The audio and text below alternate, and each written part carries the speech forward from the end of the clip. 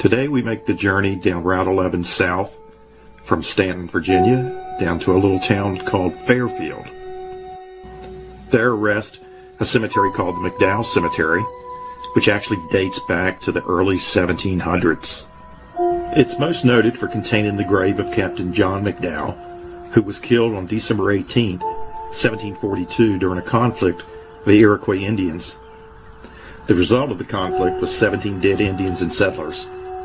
The dispute was over land, and as a result, to avert war, Virginia Governor William Gooch would pay the Iroquois a reparation of over £100. Other members of the Mcdowell family are buried in the cemetery as well. Some people claim the cemetery to be haunted.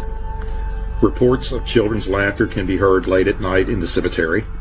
There have been reports also of a headless man seen at times, thought to be that of John Mcdowell, who some say was beheaded. There are no records to support that theory, though. The cemetery sits about 100 yards off from Route 11, the highway there, basically in the middle of a cow pasture. Currently it has electric fence around the walls. It's brick walls. You'll notice a brick wall that surrounds the cemetery and an old iron gate. At one time, it was in very poor condition.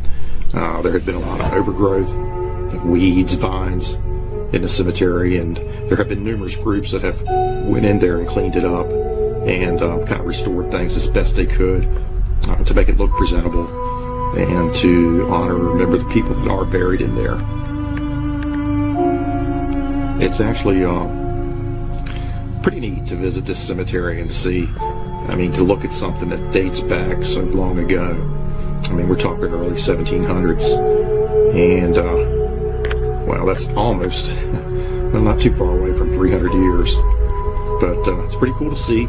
It's easy to find if you go down Route 11 south toward Lexington. You will see it off there into the field.